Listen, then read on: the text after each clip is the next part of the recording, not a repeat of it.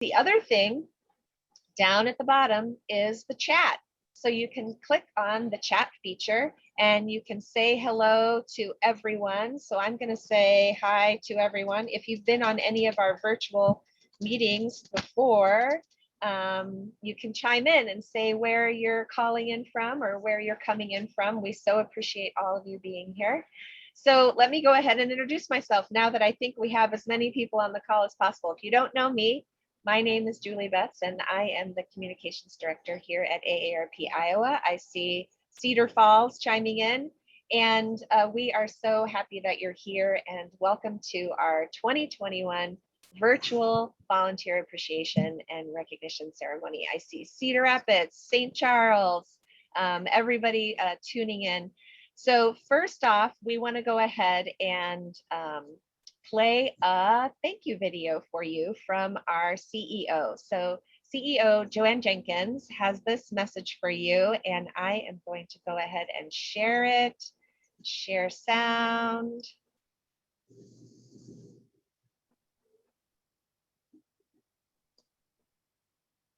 Annie, you can see my screen? I can see your screen. Okay, we'll go ahead and start the video. I'm Joanne Jenkins, AARP's Chief Executive Officer, and I want to thank you for being an AARP volunteer. We all long for the day when we can return to a more normal way of life. At AARP,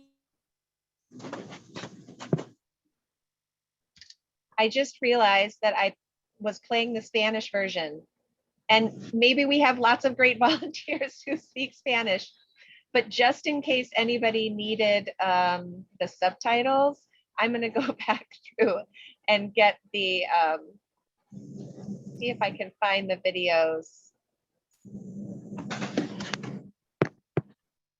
Here we go.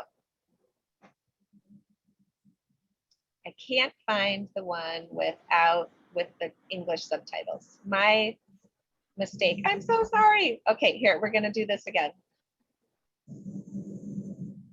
It was playing in English. Julie, it was English.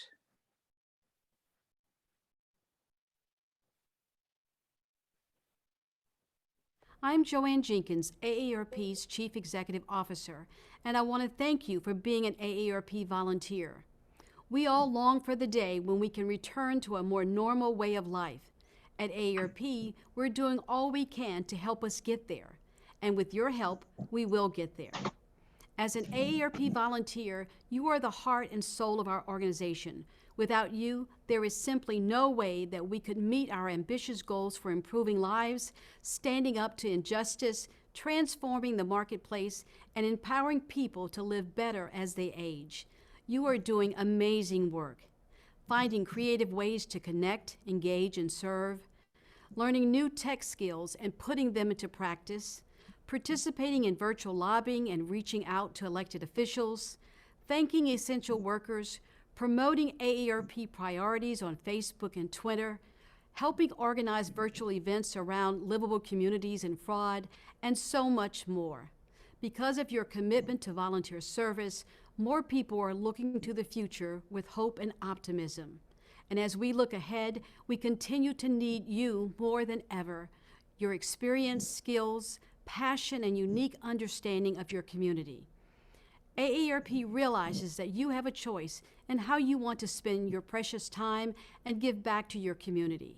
We're so thankful that you've chosen to make a difference by volunteering with AARP. From the bottom of my heart, I thank you for all you do. Thank you, and please stay safe and healthy.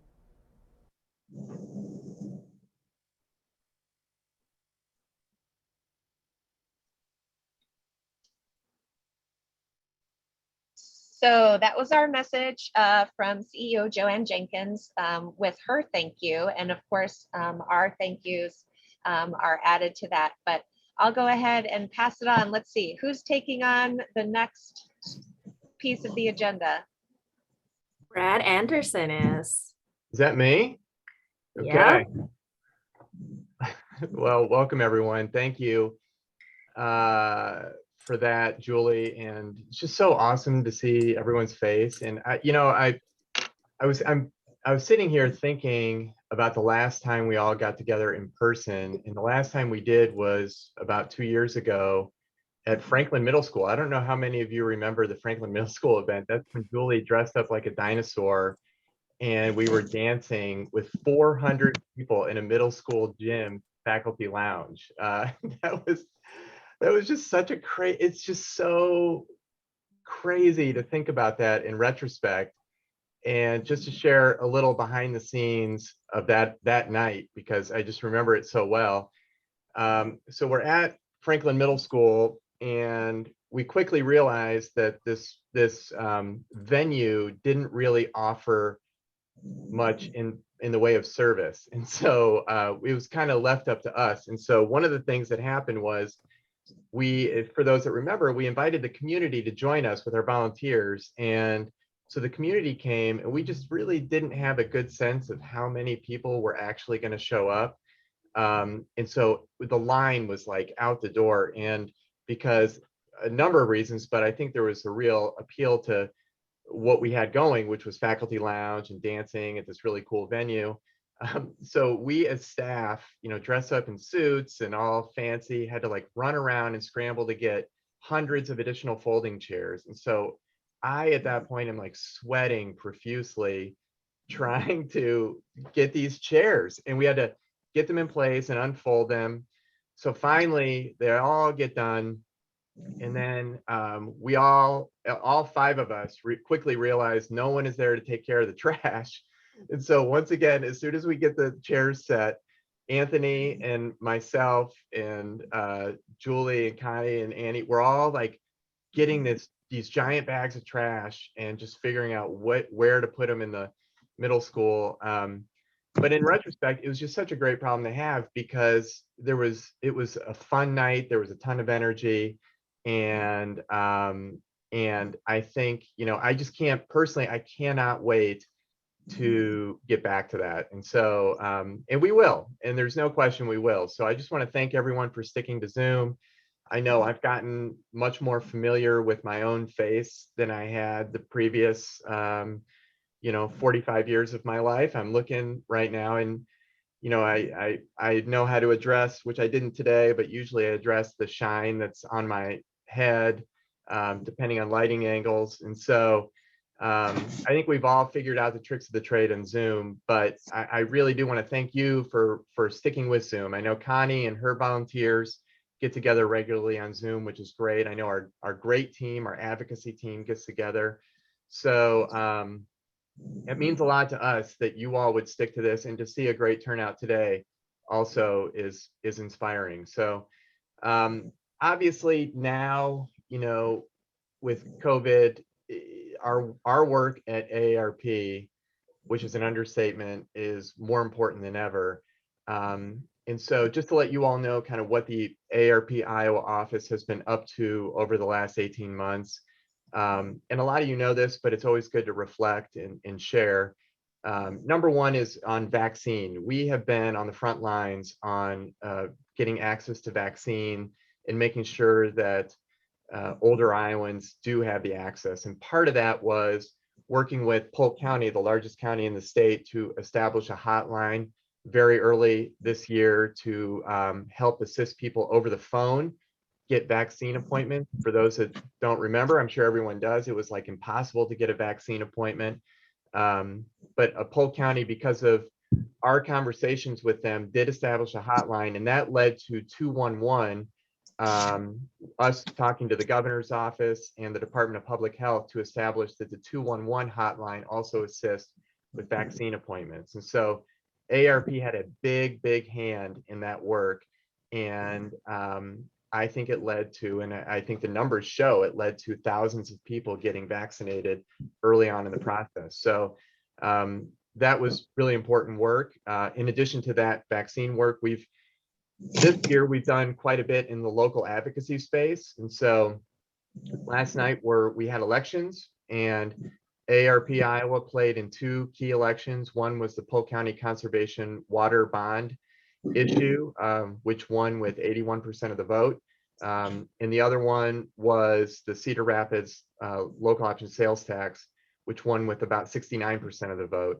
And people wonder why were we playing in those elections? And I think it's not something that we take lightly to get involved in these elections. And the reason we are stepping up in a more robust way in these types of local elections is because of our livable community work. And when Kent, my predecessor, was here, he was very involved in Des Moines region, putting together these plans, these citywide plans.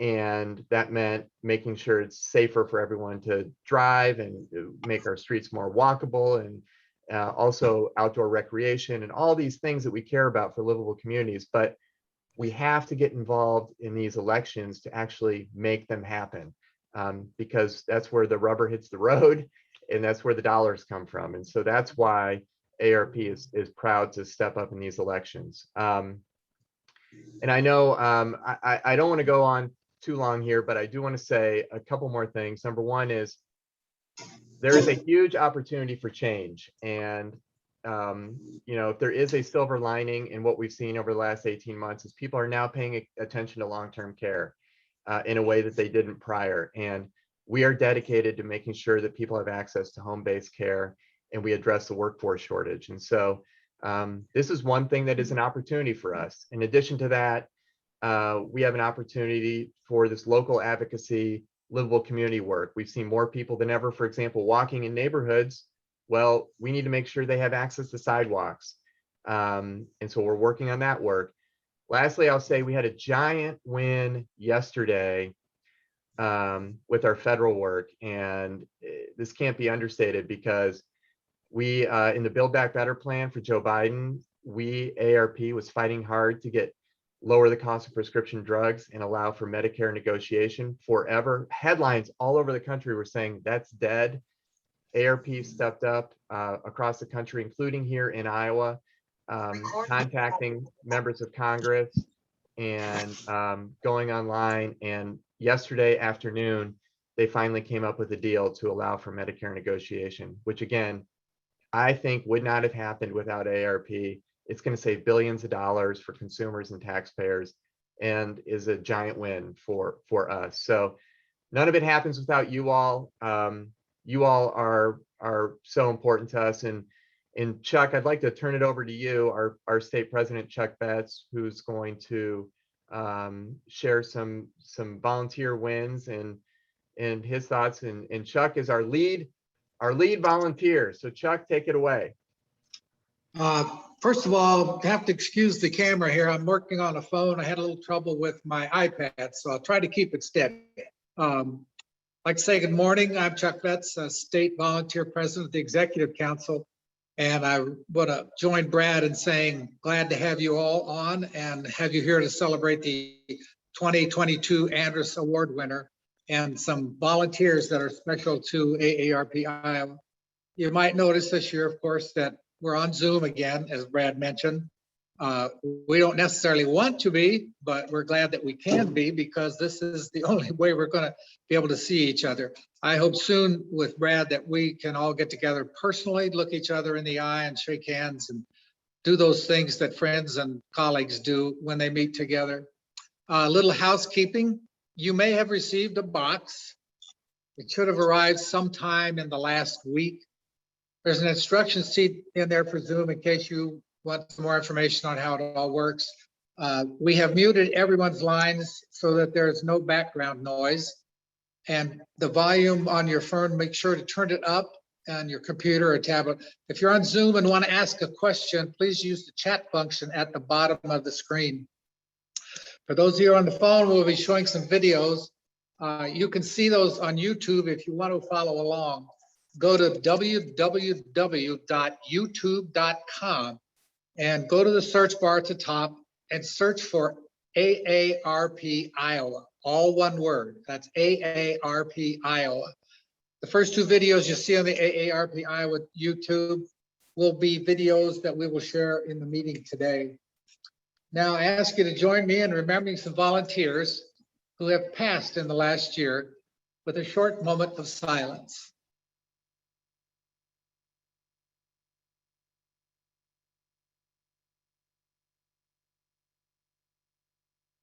Thank you. I'm sure you have vivid memories of some of the folks that we thought about just now and some of the folks that you've worked with on AARP projects. I'm honored to recognize the service of all the groups in AARP, Iowa Volunteers, and the work group. As I mention it, please, if you get a chance, raise your hand and give a smile and a wave so everybody can know your face along with your group and organization name. And we'll start with tax aid volunteers. If you're a tax aid volunteer, raise your hand and say hi, and this is me. Next group is driver safety. Raise your hand if you're in the driver safety group. Community volunteers. That should take in a very large group. Just raise your hand and say, hey, I'm a community volunteer. The care teams in Des Moines and Cedar Rapids. If you're on one of those teams, please raise your hand to let people see your face. Statewide Fraud Watch Network speakers, raise your hand if you're on that group that has been doing their work virtually, trying to keep up with the level of fraud that seems to continue. Age-friendly and livable communities volunteers, raise your hand, let's see your face. The State Fair team, if you're part of the team that annually goes out to the State Fair and helps with the booth or helps on the midway, raise your hand and say, hi, I'm one of those. AARP Office Administrative Team. Raise your hand, Bradley. And then finally, the Great Team Advocacy volunteers. If you served on the Great Team and been on regular Zoom meetings and helped carry out some of the advocacy needs that we've had in state and federally, raise your hand and say, that's me. The last recognition I want to give is to the people that work with me on the Executive Council. These people work behind the scenes. We're trying to do a little bit to make sure they're more visible so that you know who they are and you know that they're a resource for you. If you need a closer resource to yourself or someone that you know, please recognize those folks. All you EC members, raise your hand and say hi. Thank you, everybody. Thank you very much. Can't say it enough. Thank you is what volunteers kind of live for, because that's the reward that we get. If you have given of your time and talents in improving the lives of older Americans and their families, the state office and EC are very much in your debt. Thank you very much for the time and service that you put in. I'll look forward to meeting any of the new folks that have joined the volunteer ranks recently. So thanks for your time.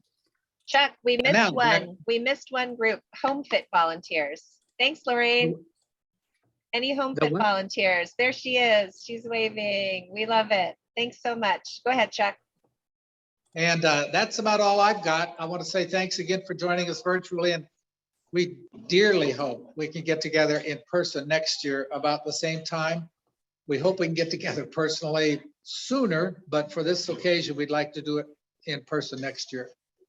I guess I need to turn it back to Brad, the Iowa State Director, Brad Anderson. Brad, no. We are going to pass the mic to our Advocacy Director Extraordinaire, who is emceeing a fun activity for us today. So Anthony, I'm unmuting you whether you want it or not. Well, let's hope Brad is going to remind her. Brad, I believe a luau was promised. We're together in person. I'm holding you to this. We're going to get that luau, right, Brad? I can't believe you remembered that, but thank you. Yeah, luau, done. No, well, look, welcome. I have a fun way of, hopefully fun way of recognizing a lot of the work that so many of you have done over the years. And I call it Guess the Number. And first of all, I want to compliment I love the chat box going, keep the conversation going. What we tried as an office, come up with some key numbers that really highlights the work that you do. So if we're missing some numbers, add it in the chat box, some numbers that really maybe stick out to you that celebrate the work that you've done. So with that, Annie, can I get our slide? Drum roll. Oh, okay. Well, I did not. There's supposed to be a slide, by the way, that showed all my green tomatoes that I brought in. This is a game of just guess the numbers. So you'll be able to visualize it. But you know, me and my weird like garden pictures, all these green tomatoes because we had the late frost. So it's like the whole, guess the jelly beans in the candy jar. It was, I have abundance of green tomatoes that people are looking for. So no, but in all seriousness, this is 3 categories of numbers. We want you to log in your answer here. If you can, everyone see the poll? If not, put in the chat box. The first poll is guess the number of AARP Iowa volunteers. How many do we have? And of course we have members, we have active people, but the people who really volunteer to do so many number of things that Chuck and Brad laid out earlier. So log in your answers now. The answers are first 283. Second option is 472. And then the third option is 612. So you can log in your answer. Again, 283 is the first option, 472 or 612. What's your guess? I'm going to give you about 5 more seconds countdown. 5, 4, 3, 2, 1. Show the answer. Where's the answer? Oh. So first we have what you guys guessed it was. And here comes the answer. So we're going to see the answer. I see it behind what everyone guessed. Pretty good. Okay. 472. A majority of you got it right. 612. I like the aspiration. We'll get there. But 472 is a lot when you really think about all of it. So again, we thought about making it easy and put it off the end. So, but trying to trick you up. So 612. We'll get there. But 472 is frankly amazing. I didn't know it until it was shared with me. So next category, celebrating that the numbers of members. Jenny must have like Rain Man capabilities. She's already commenting that the first 2 numbers add up to 13. So I love those. Keep the banter going. I love the banter. Make observations, excuse me. All right, so the total tax returns done by TaxAid in 2021. Thank you, by the way. It's another way. I know it's you work with Connie and Brad and Julie a lot more, but thank you all of your work doing TaxAid. I'm doing it remotely, so extra hurdle we had this year. So guess the total number of tax returns done by this is just in Iowa, to be clear. The first option 2,900. The second option is 3,800, and then the final option is 4,700. So log in your guess. I'm going to log in mine and give you about 5 more seconds. All right, 5, 4, 3, 2, 1. Jenny, love it. They add up to 11. I love this. Keep it coming. So answer is, reveal the answer. It is 4,700. Stan put it in the chat box. Here we go. And most of you got that right too. So, disappeared pretty quickly, but I think, yeah, so there we go. Thanks, Annie. 43% of you got it right. Well done. And that's, again, applause for all of our TaxAid folks. That's a lot of taxes. So thank you in doing it remotely. So last but not least, keep things moving. Another number. This was the toughest one, admittedly.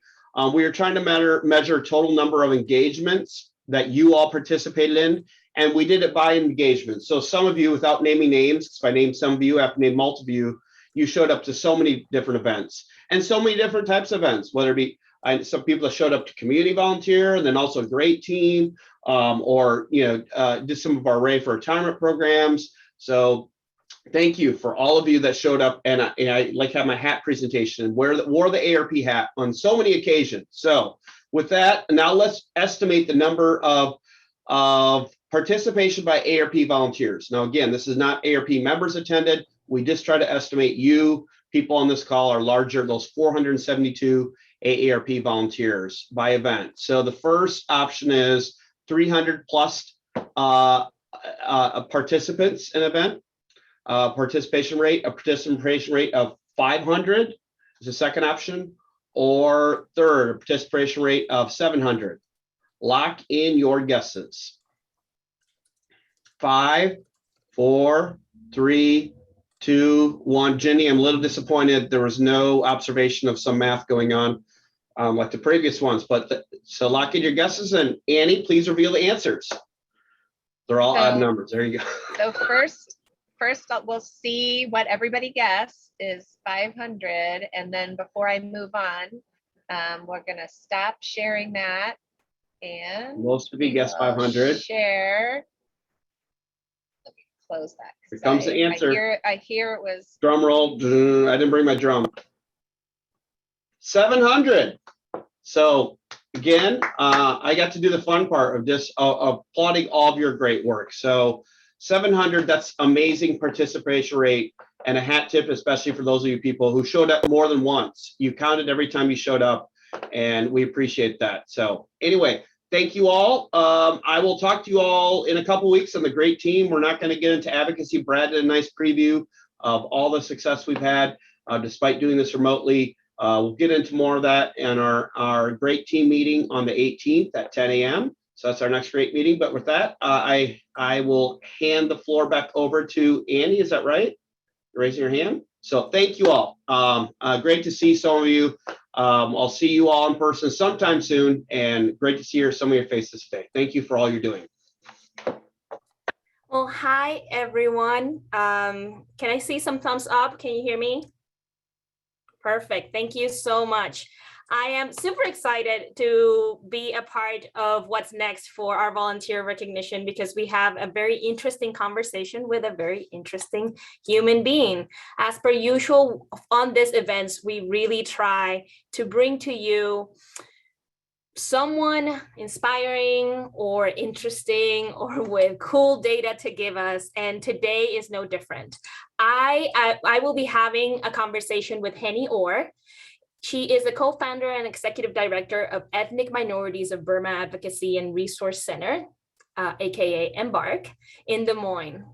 Henny is a Korean immigrant and a lifelong immigrants' rights activist. Received her JD from the City University of New York School of Law.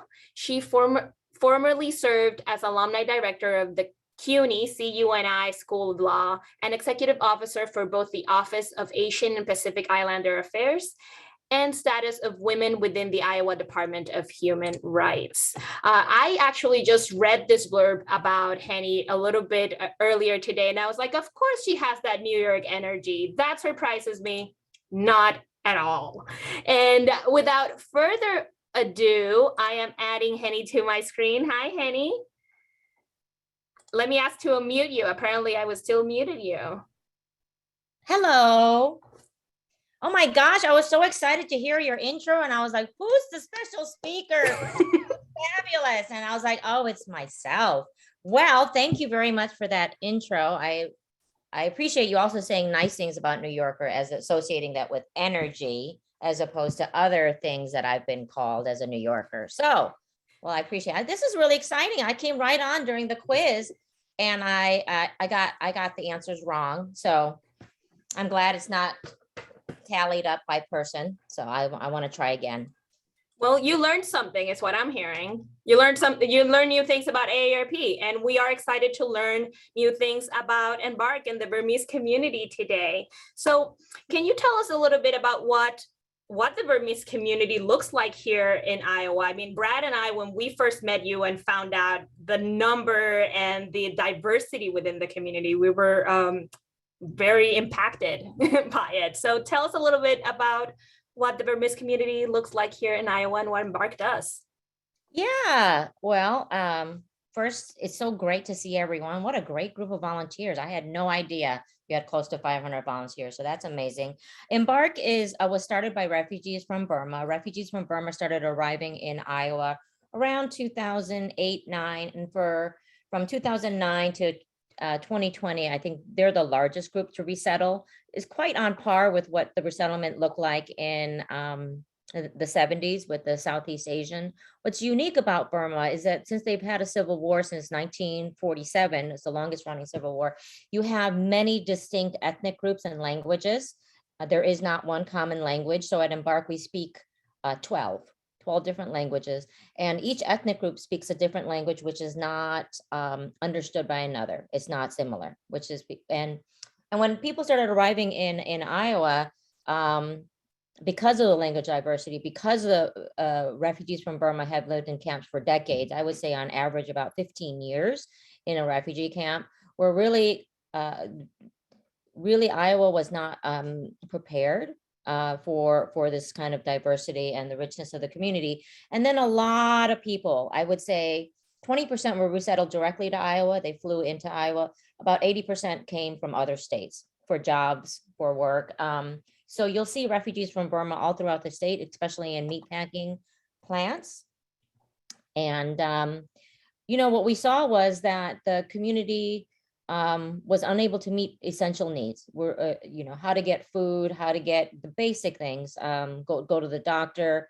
And we started with the community. And I started meeting with the doers in the community and said, what are we going to do to help ourselves? Right. It's the motto that self-sufficiency comes from self-help. And that, there's a lot of needs in the community, but what there is also a lot of talent and resilience and smarts. You're talking about people who speak several different languages. And we said, what can we do to help ourselves? And so Embark started in 2011. We actually met around Thanksgiving this time. We invited, over 20, 30 people from the Burma community of all different ethnic groups to meet to say, what are we going to do? Right? We got to do something differently. We got to work together as a coalition group. And we started from there, and we got our 501c3 in 2012. And here we are 10 years later talking to you guys. So that's that's some progress. We kind of partner up this year as the result of COVID and wanting to figure out how AARP could make a difference, especially on the vaccine outreach department. And that's how we started the conversation. Everyone we talked about, hey, how can we best serve our multicultural communities here in Iowa? They just said, talk to Embark. Talk to Embark, talk to Embark. So we got that answer about 3 times before Brad was like, yeah, we're doing it.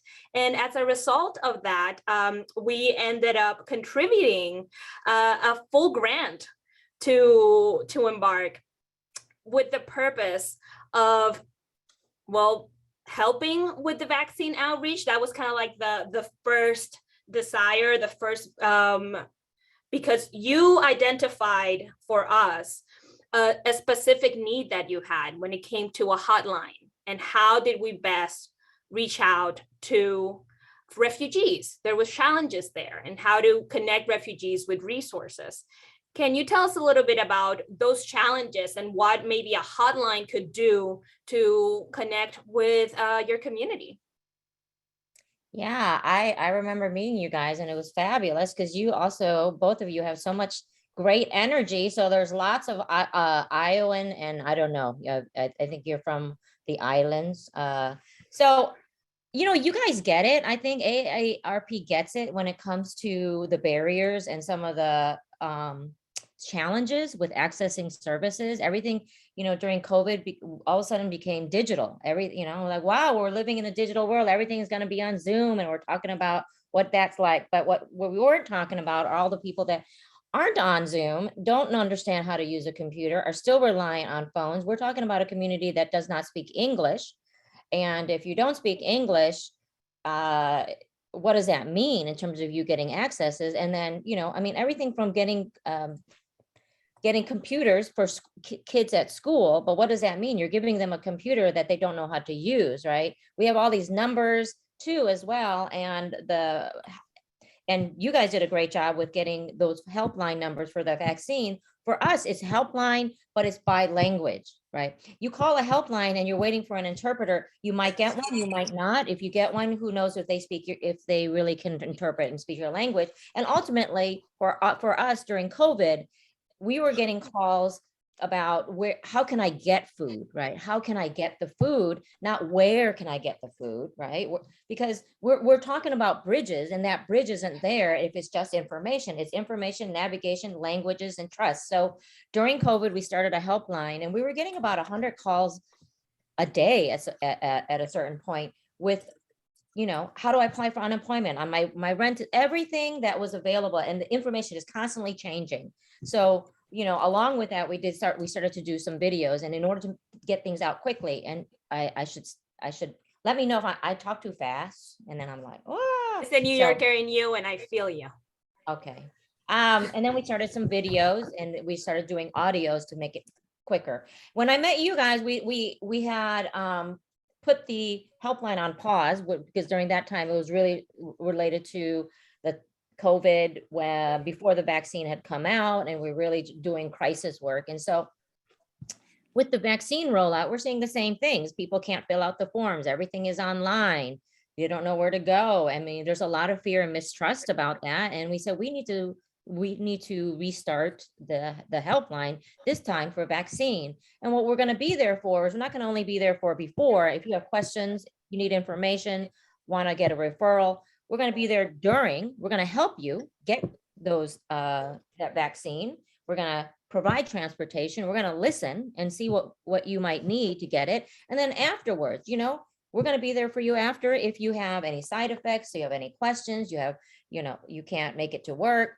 So that helpline is going to be instrumental, and we're going to have it by different languages. And we're working with like the Latino Alliance and working with other groups to create a helpline that has all the different languages, because, we're not going to be hiring interpreters for every single language. We're going to be working with the community who's helping themselves and to mobilize that. And so that's been really, that's in the works right now. And I think we've been able to, through this project, since like April, by our count, I mean, over 1,000 people have been vaccinated.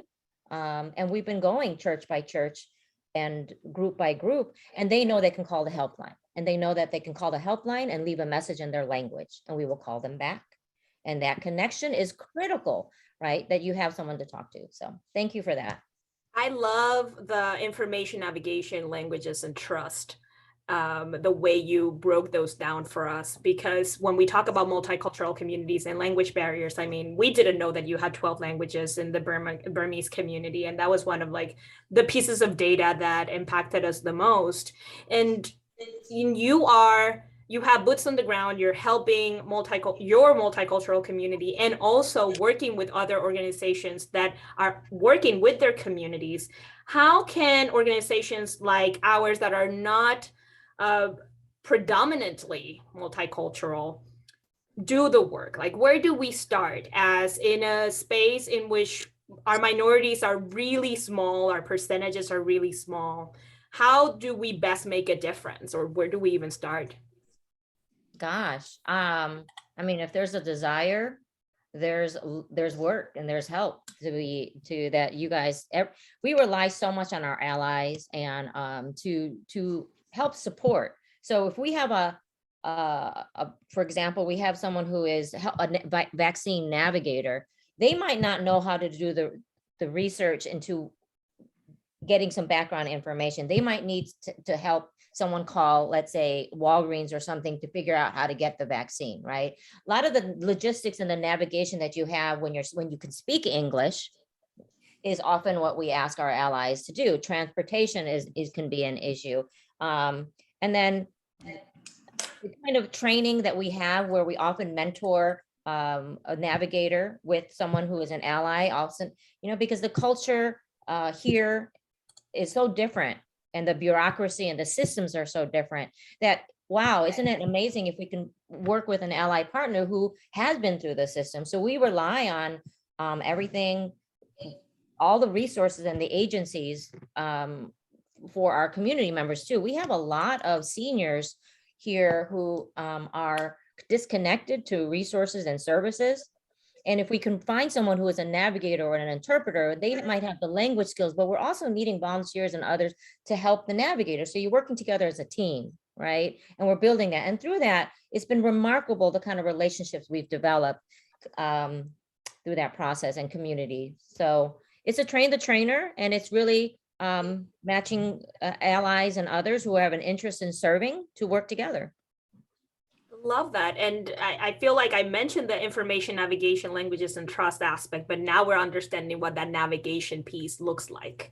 Right, And absolutely. so can you walk us through, now that you mentioned navigation, can you tell us a little bit about those 4 components? Maybe give us a better idea of how you operate as Embark?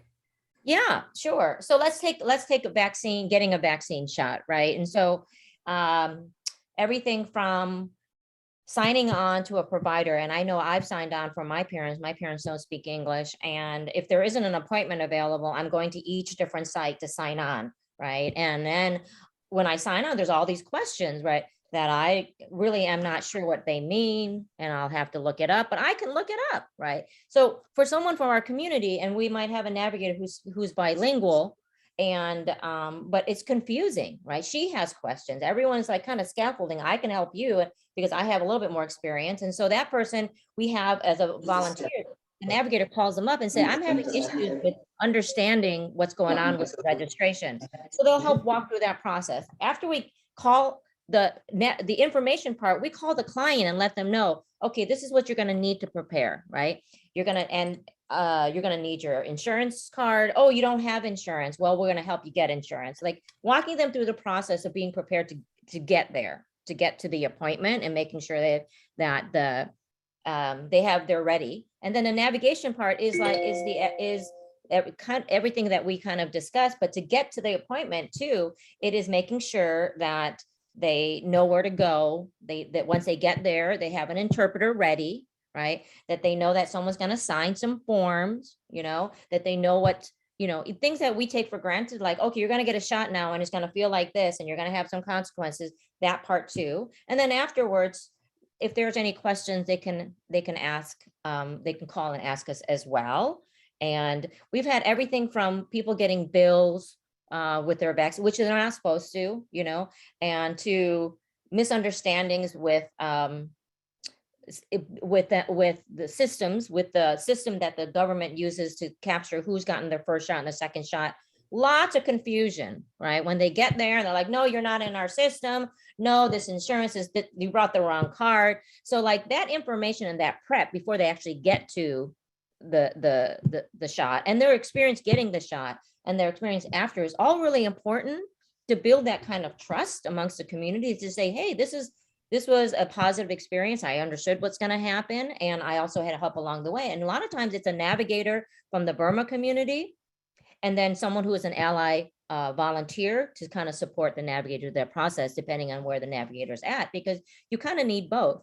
Our model is very much a paired team model, understanding that both it's like a co-learning model. So that's been very, very helpful with almost everything we do. We're doing flu clinics now, and we're doing big events, which capitalizes on collaboration and solidarity amongst the community. So we can have one event, and the Polk County or another agency will help do the paperwork, and they'll help start to think through how we need to set up things differently, slower and step by step. And then at the event, we have all of these different interpreters who have already gone out to the community to explain to them what's going to happen.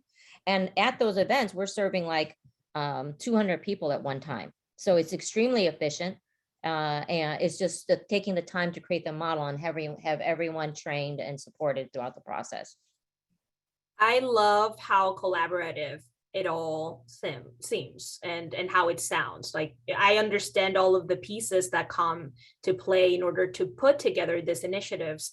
And it's actually very inspiring as we work with volunteers and work with, educating and also want our volunteers to be part of taking initiatives and leading in our community.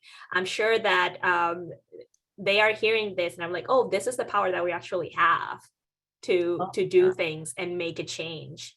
And it's not necessarily something that's flashy or a large scale, but the power that we have as individuals when we really want to make a difference and when we're patient. Because what I'm hearing you say is that there is a component of patience and experimentation that comes into making things happen. And we can't just give up when, well, we had a bad appointment today. We got the wrong language. Like there's human error and we get to thrive through those. So what would you say if we're thinking about the future of working with multicultural communities here in Iowa, or very specifically with the Burmese community? What would you say is next? What is the next step into, or the level up for what you've already created? And what is the vision that you have? That's a great question. I mean, ultimately, we'd like to see other immigrant refugee groups create their own groups, right? We really want to strengthen the power from within. We really want to figure out how we can create more grassroots movements and support from the community. And what does that look like? I mean, I think ultimately we're relying on our own community. We're going to each other for help.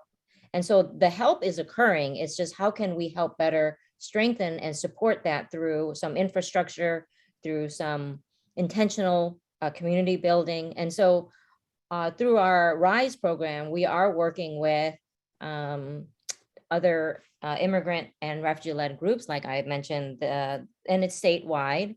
Our interest is in really developing the leadership from within the community, right? And then also through that, also developing the leadership together as a community group. With that, then you can start to build those bridges with the mainstream agency, and because the ones who know, the ones who are living the issues should be part of coming up with the solutions, right? I mean, in working with the Burma community, I am always impressed and inspired by the community, right? And that what they bring and what they understand, and they're sharing with me how they would like things done, why, right? And that's the goal. This is ownership of my community, myself, and what can I do? And what can I do to support you, right? It's always going to be with. So how do we do with the community? How do we start really supporting people where they're at? I mean, I think that's what AARP does do, is like, how can we meet you where you're at, right? And then how can we also increase civic engagement and help raise voices amongst the refugee and immigrant community? There is a lot of potential here with the community in Iowa. I mean, Iowa, they're just not counted, right? I know, like, when the census and those, so when you see that, they're not counted, but they're here. There are a lot of community members for immigrant and refugees here in Iowa.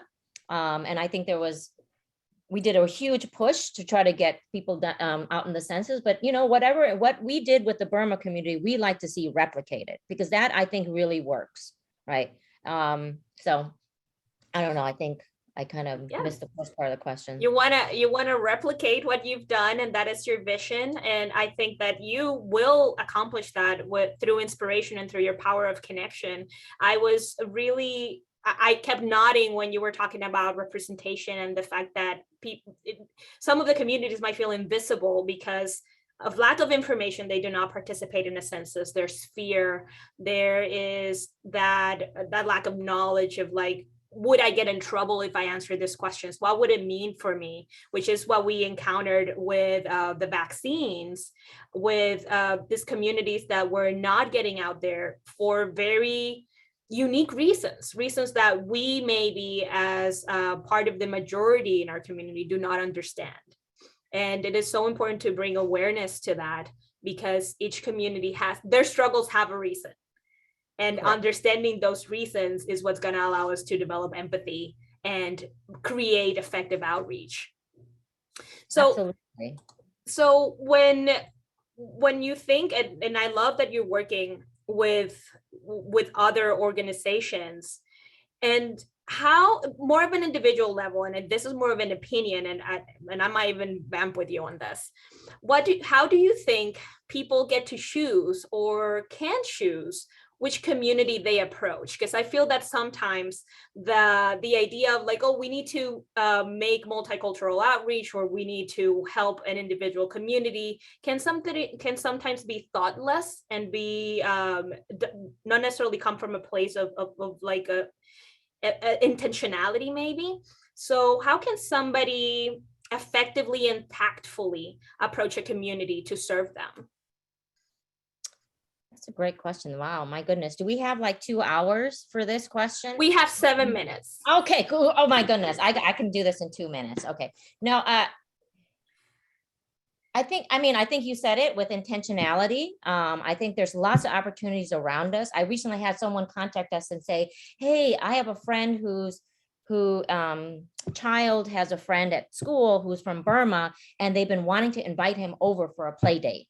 And mom doesn't seem to understand. We send notes and stuff. And so they reached out to us just asking, could you connect with the moms to see if they can have a play date?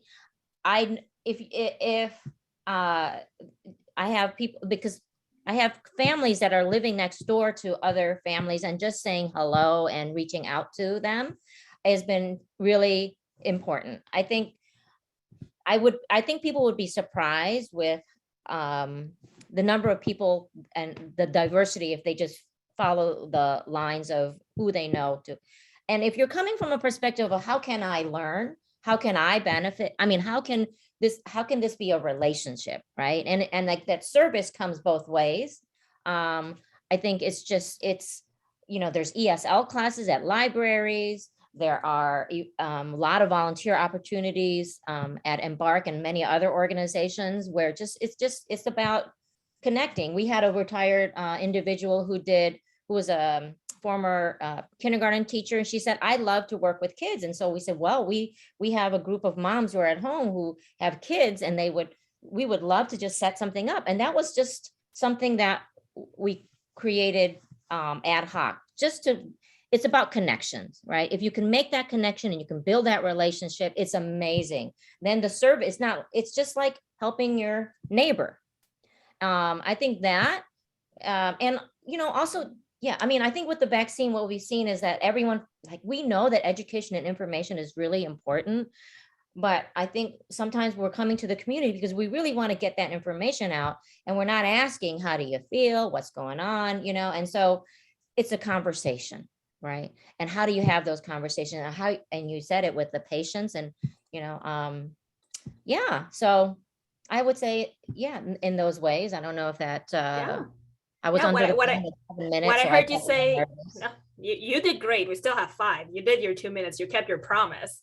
What I heard you say is that it's about that intentionality, but being willing to have a conversation and know people beyond the what can I do for you or what do you need? Because sometimes the front issue is not the core issue. It's like, oh, maybe a person, like you said, is not lacking necessarily the information to go get the vaccine, but there are internal narratives or narratives around their own immigration status that are keeping them from being, quote unquote, brave enough to go do it. And sometimes there's like judgments, like, why don't they go and just do the thing? Well, because there are all of this cultural innate aspects to their lives that we are not privy to. And by having those conversations and asking those questions, we are better able to serve them. I love that. Yeah, you said it very well. I love what you just said. So I think, being respectful and thinking about the person's ownership, if you're coming from that perspective. My parents live with me, and they're and my dad has trouble walking and things like that, and I'm always trying to help him, and then I realize he doesn't want my help that way, right? I'm like, so I need to, I need his consent. I need him to express, because he is ultimately the one who's taking care of himself, and I can support him. So like some of that I know is a little different because I'm their daughter, so I'm not as patient, but I am trying to really understand that and approach it from the perspective of what does that person want, and at their time and when they're ready. And it's not about, what I think is important. So It's hard. It's very hard. I can do that with my kids though, so I'm still, yes. Okay, we're at the top. We're almost at the top of the hour. Some people are sharing their screens and really want us to see their games. I know, but I want to see the games. Like, how are they doing? But before I let you go, Henny, I want to know if any of our volunteers have any questions for you. And if you have a question, we can have at least 5 minutes for this. You can write it down in the chat and I can ask it to Henny, or just unmute yourself. And if we have a lot of people unmuting themselves, we'll figure it out. But if you have any questions or comments for Henny, please feel free to comment now and bring about those. Henny, this was wonderful. And we're Oh, I twinning. Are love we it. both wearing orange? I Is that know. what's I was going just on? saying, oh my God, did you do that to like make me feel more comfortable? Because I'm like, oh Yes. my God, you have my color. 100%, yes. That is No, I exactly just what it I was know, about. I forgot people are listening to us. I just thought I'm just chatting with you. So Love it. oh, I love Well, some of the chats. These are really, it's wonderful. I'm gonna have to, yes. yeah, I'm gonna have to look up that movie. I see there's a movie, Bernie's Harp. Got that on my list. Love And it. Yeah, Jenny is super participative. I love it. Here with the numbers magic. Well, I don't see any questions coming in. Henny, I've got a quick question. What, besides the language barrier, what's the biggest cultural challenge people face when moving to Iowa, especially with the Burmese community? I think, gosh, it's understanding the systems, and also I think there's a different conception of advocacy. And so, I've been trying to talk about feedback versus criticism, and like speaking up, and about what your rights are.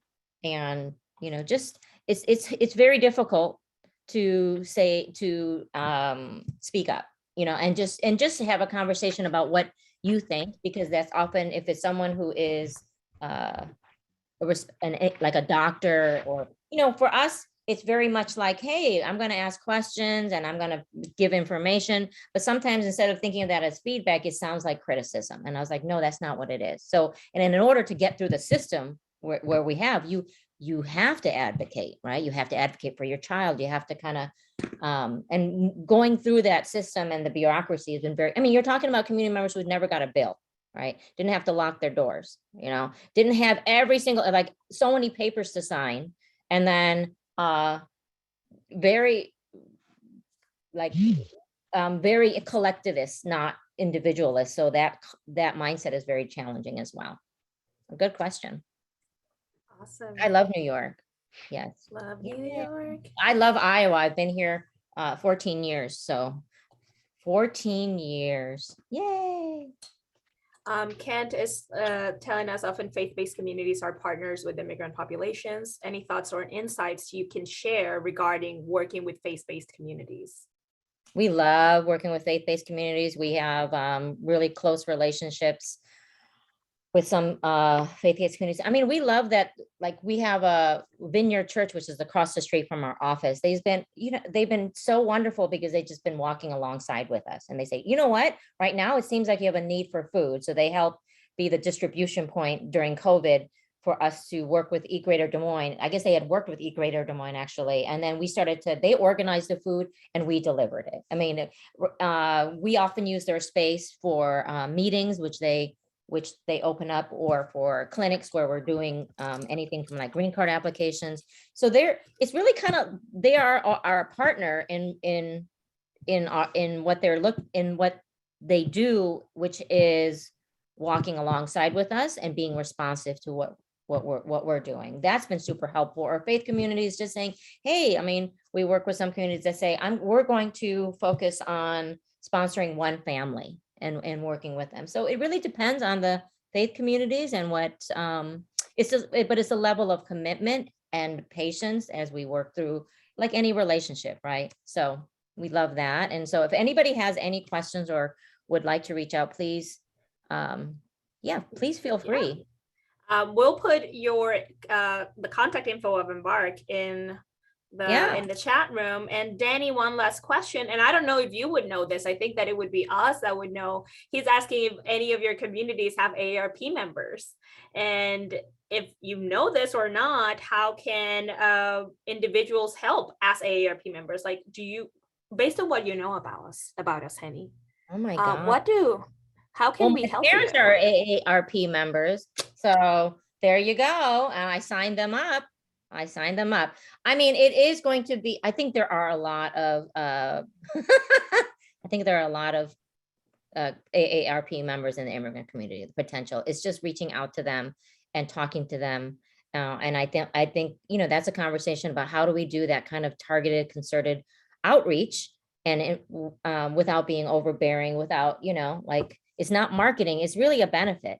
It's something that's going to be helpful. And how do we get that word out? And a lot of times it's going to be like maybe through, like, for example, our moms group.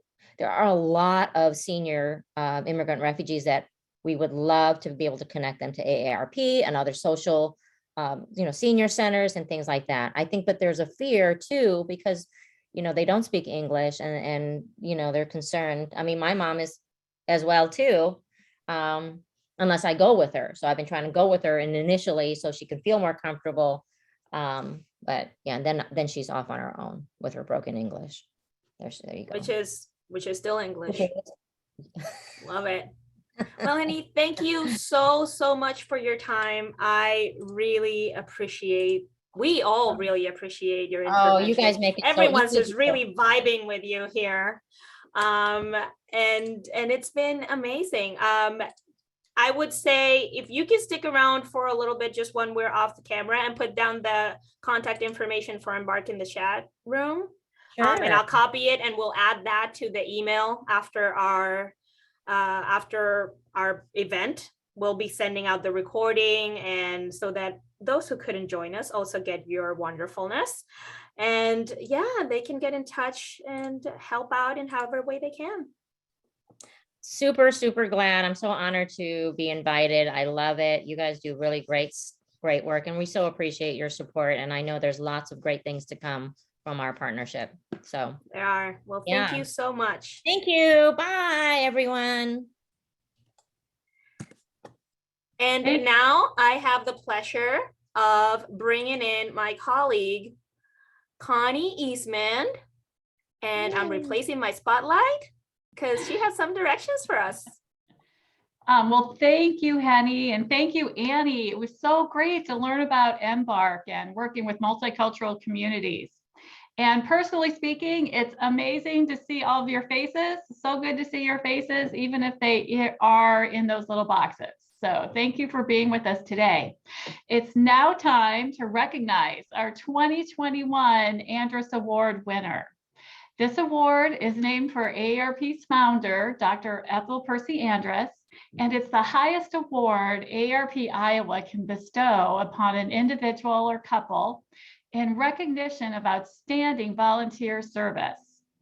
Nominees each year are reviewed by the AARP Iowa Executive Council, and they base their review on 4 criteria. How does the work improve the community? How does it enhance the lives of AARP members and the public? How does it inspire others to volunteer?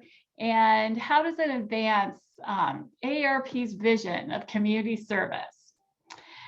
And in Iowa, we're very lucky that we can give our Andrus Award recipient a $1,000 contribution that they can give to the charity of their choice in recognition of their service. So at this time, to introduce our winner for this year, it's my pleasure to welcome back last year's recipient, Leo Timms. Leo. Well, thank you, Connie. Take it away. Can everybody hear me? Thank you, Connie, and good morning, ladies and gentlemen. It's my pleasure and my honor to introduce the 2021 AARP Andrus awardee, Wally Mook. Wally's volunteered with Habitat for Humanity Quad Cities for over 2 decades. He's a volunteer site coordinator, which means he oversees new builds from beginning to end, start to finish, A to Z. His experience previously as a retired public works director is useful for his role as he refers to blueprints and ensures home builds go according to plan. But a key thing is he's a leader of volunteers. soup to nuts. He recruits them, teaches them how to do the work on the homes, and more importantly, he inspires them to be lifelong volunteers well into their retirement as well. And he not only shares his expertise, but his time. So on bill days, he's known to get there early. He's known to be there late. He's known to come in even on days when he's not there, just to help people prepare for the bill they're doing in the next bill. And he dedicates at least 3 to 4 days a week to building habitat and helping people in their quest for homes. What a great dedication. He feels strongly about affordable home ownership and leads Habitat, and really he'd say he transforms neighborhoods one house at a time. The new houses are great. They generate property taxes, teach future Habitat homeowners a little bit about building and home ownership and volunteering, and work alongside Wally and volunteers in the process. So they're all working together in this. His nominator, Rebecca Lucan, has this to say about him. Not only is he a great worker, he has a great sense of humor and always keeps everyone smiling. He has incredible leadership skills and has had a direct impact on recruiting and retaining and leading volunteers. He's a huge advocate for Habitat and even drives a van that says, Habitat Quad Cities, volunteers wanted on his side. He single-handedly led dozens of Habitat Quad City home bills, and more importantly, recruited and helped hundreds and hundreds of volunteers in his work, and we're lucky to have him. So ladies and gentlemen, first of all, thank you, Wally, for everything you do to your community. And ladies and gentlemen, it's an honor and a pleasure to virtually hand the 2021 Iowa AARP Andrus Award to Wally Mook. Congratulations, Wally. Great job.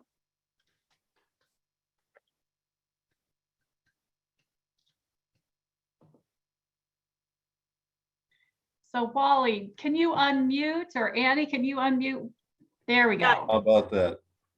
Is that working now? Yeah. Yes, no? Yes. Oh, good. Okay. I would like to take this opportunity to thank Leo for his kind comments. Looks like I've got something right in the middle of my face. So I need to eliminate that. Let's see if I can get out. We can see you just fine. Okay, how about that? That's a whole lot better. Yeah, that's I understand. I got 3 minutes to say a few things, so I wanted to thank Rebecca Ludden and Ben Kantner for our organization here in the Quad Cities. Ben's the construction coordinator for the whole organization, and Rebecca's a volunteer coordinator. And obviously, without those two, I wouldn't have had my name submitted for consideration. So I want to thank both of them right now for everything that they did. Appreciate that. And there's Ben right now in the background. So yeah, I've been with Habitat right from the very beginning. I helped start this chapter in 1993. I came back from doing Hurricane Andrew relief in Florida, and a number of people wanted to start a Habitat chapter here, and they asked me if I'd participate. And so I've been working with the local chapter since that time. And I've done just about everything in the organization that you can, except being the director, Christy. And it's been a real exciting experience for me. We're working on house 125 right now, and this is what we've done in the last 28 years. And yeah, as I said one time, I have very few Saturdays off. In the last 20 years, I think almost every single Saturday has been devoted to Habitat. But it's a great opportunity for me to have the donation of the monetary award for this recognition go to Habitat here in the Quad Cities, and I really appreciate that opportunity. And so I'm not going to make a big deal about this, but I will continue to do what I can to make this a great chapter and to help people have affordable housing here in the Quad Cities. It's always great to see people who would not have a home of their own if it was not for Habitat. And we make considerable efforts to get people in the homes and make sure they stay in the homes too. And so we try to screen the folks and help them understand what their responsibilities are with regard to being a homeowner. And it certainly has worked out well. And these folks will do anything they can to stay in their homes. And it's a great opportunity for them to help the communities around both sides of the river get, well, for lack of a better word, get properties back on the tax rolls again and be contributing members of the community. And that's what they do. This is not a giveaway program. A lot of people think Habitat's some sort of a government giveaway program, but it's not. These folks pay money out of their pockets every month for their mortgage that's paid to Habitat, and they pay taxes out of their pocket, and they also have to pay for all the utilities and that sort of thing. So the best I can do is to help with volunteers who want to work and do this sort of thing as long as they can, and God willing, as long as my hands hold out, I'll continue to do that. So once again, thanks very much to AARP for considering me and selecting me, and I appreciate all the time that everyone, all the other volunteers have put in to help in their communities. So that's about the end of my 3 minutes, and thanks so much. Wally, on behalf of all of us at AARP Iowa, thank you. Your service is so commendable, and this award, you're so deserving for this award. And in tribute, we have a little photo collage we'd like to show. Annie, can you cue that up? Here it is.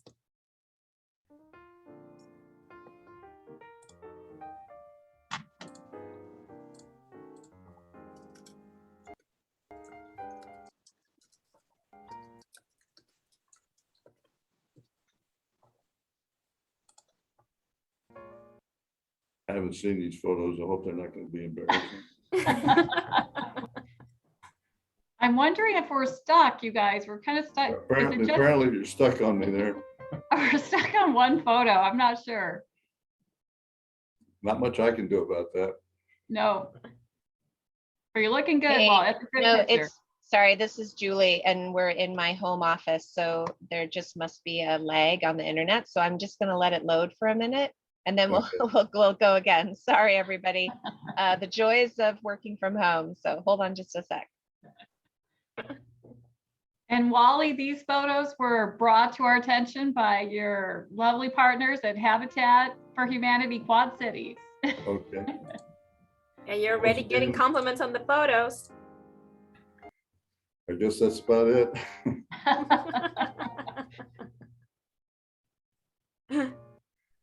Yeah, as long as I got a few seconds, I want to thank my family too for all their support. I know there's lots of things I could be doing around my own home, but my wife is very understanding, and she has graciously allowed me to work with Habitat all these years. Good point. That's a lovely partnership.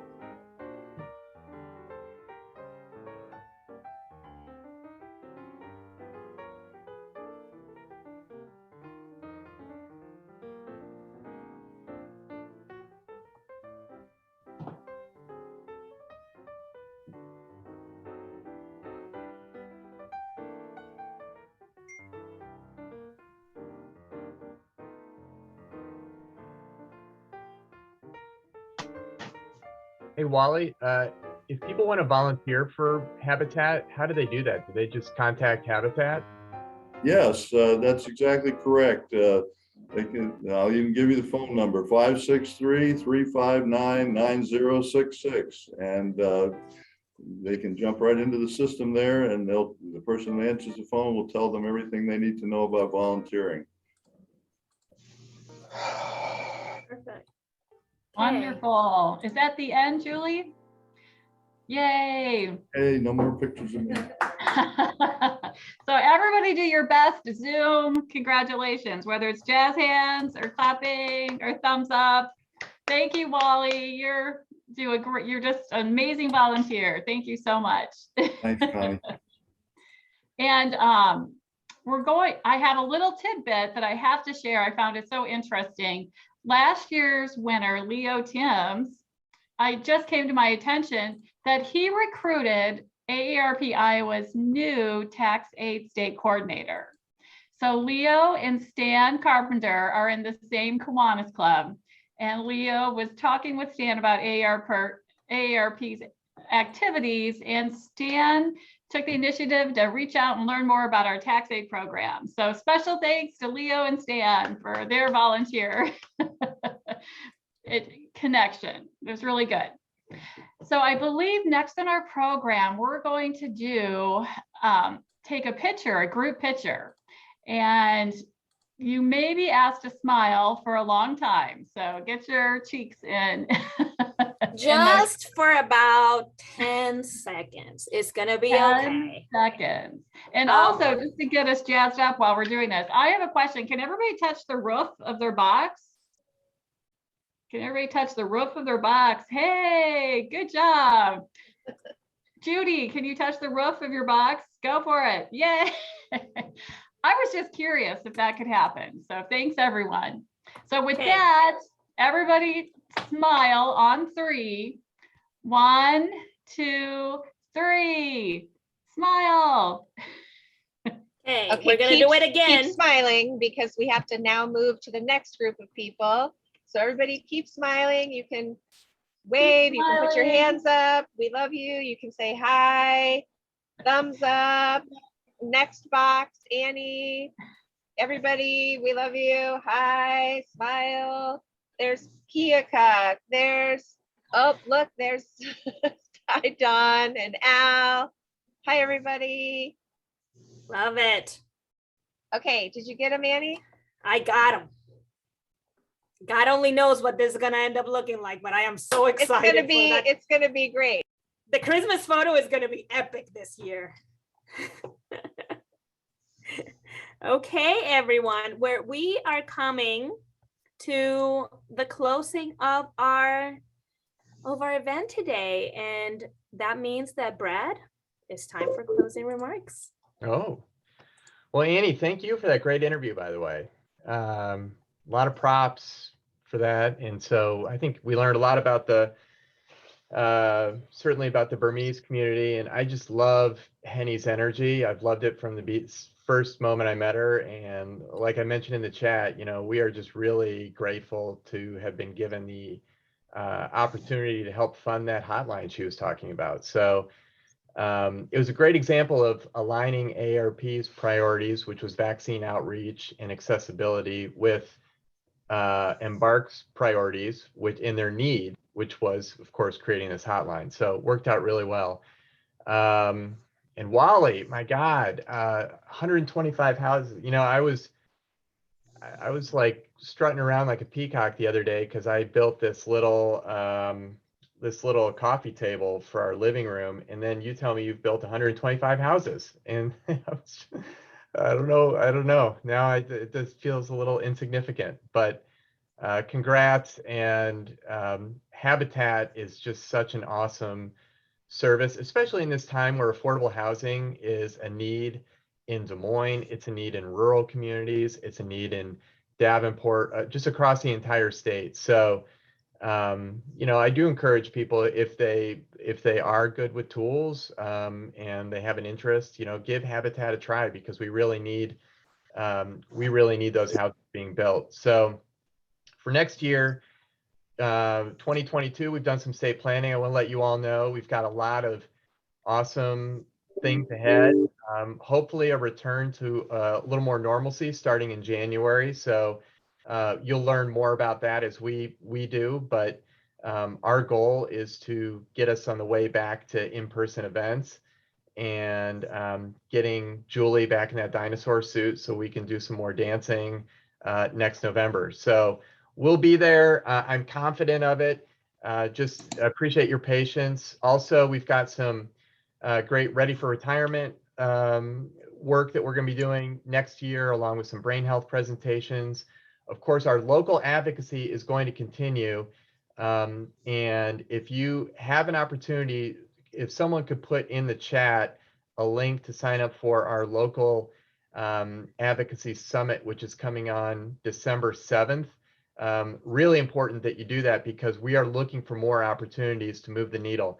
The reason I've told everybody, the reason I love local advocacy so much is you do it, you work with the mayor, you do a bond initiative, you get it passed, and then literally the next year you can see stuff being built. And so right now we're focused on the built environment and making communities as age friendly as possible. And we need your help to identify where those opportunities exist. So, so in addition to that, you know, we had talked about reaching out to multicultural communities. I think Annie's point was really important. We need to be intentional with it. We can't just haphazardly go out there and say, hey, we want to work with you. But again, keep your eyes peeled for those opportunities because we really do want to strengthen our footprint in those communities to, again, on behalf of the 50+ population. So lastly, on long-term care, we are going to continue the fight for long-term care. And right now, you know, I know Anthony is really working his tail off with the state, but we're doing also work at the local level. Connie is working with Charles City to get some pilot programs in place. We are doing everything we can to help people, older folks age in their home, and keep people out of nursing homes that don't need to be in nursing homes. So we're not anti-nursing home, but if you don't need to be in a nursing home, you shouldn't be forced to go to one. So that's where our fight and that's where our eyes are going to be next year. But again, we can't do any of it without you all. And I'm really heartened to see what we're seeing this morning, and can't wait to do it again next year. So everybody have a great rest of your day. And thanks again for your participation. And look forward to seeing you in person next year. Okay. Let's unmute everyone. And if you want to say goodbye, let's hear you. I'm thinking I want to unmute everyone. You're leaving me. Bye, everybody. Bye all. Bye, everyone. Have a great Bye. day. Behave yourselves today. Yes, be cool. Thank you. We miss you. Congratulations, Wally. Thanks, everybody who joined as guests today. We so appreciate seeing you all and we miss you. You can always contact us about anything. The email address is ia@aarp.org. So if you need anything, let us know. Julie, Yes. this is Judge. Hi, Judge. Hi, is Anthony still there? I sure am. Yes. Hello, Judge. Hi. What was this comment about some victory in the voting yesterday? I missed part of what you were saying. That would be Brad, I guess. Oh, that was Brad. Are you talking about our ballot initiatives? Yeah. Yeah. So, Connie, Julie, you want to elaborate? Sure. Judge, we worked on 2 local ballot initiatives in the state of Iowa for the elections that just happened yesterday. One of them was in Cedar Rapids. Cedar Rapids was working to extend a local option sales tax that was going to be used for street repairs and improvements and things like that. And so we worked on that ballot initiative, which passed, with I believe like 67%. And then the other 69%. There you go. The other 69. initiative that we worked on was in Polk County. So Polk County has a bond that I believe that was first came in 2012. So this was an extension and a refunding of this bond for preserving access to clean water and also helping do clean water so that we can do water recreation in Polk County. Oh, okay. So I saw that in the news. Okay. I just wanted to jot those down because I'm going to need to report to my retired teachers what we're doing, and I like to do that occasionally. So, and Judge, I just wanted a clarification on that. Yes. The other thing in 2022, because I know you're not in Des Moines or Cedar Rapids. So if there are local advocacy opportunities in other communities in Iowa, let us know. If you're working on filling sidewalk gaps or improving communities through parks or other kinds of initiatives, let us know, because in 2022, we're going to be continuing that local advocacy work. So Okay, Ginny the asked water about initiative passed like 81%. Yeah, 80%, yes. And Judge, too, since you're going to report out, I mentioned there's another great meeting for all of your great volunteers on the 18th. Hopefully it's on your calendar at 10 a.m. 18th of November. Please, we'll see you there and we'll talk about this in depth, but and hopefully we have more details about what Brad talked about. Hopefully some breakthrough developments in Congress on prescription drugs. So we are still assessing the details of that, but it seems like it's again, it's been a roller coaster just this last week of whether something's going to be in or not. But on the state level, Brad talked a lot about, of course, our efforts not just to rebalance long-term care, but 50% of Iowa's nursing homes are reporting staffing shortages. So we're inching away towards progress on that, but we have a lot of work to do on that front. And then hopefully the one issue didn't come up that is still top of our list that we made progress on getting through the Iowa Senate this year. Hopefully now get through the finish line of the House is the elder abuse bill, Judge, right? So Right. Iowa really does not have a criminal, it doesn't have a criminal statute against all types of elder abuse. That's something that we hope to remedy and get over the finish line, not just through the Senate, which we've worked bipartisan bill, but get through the Iowa House as well. And by the way, before that meeting, you may even see wherever across the state, we're doing some billboards, say pretty simply, make elder abuse a crime, it's time. So just a teaser of what we'll talk about in a couple weeks. And thank you all for tuning into that. But so lots of things happening in the advocacy space.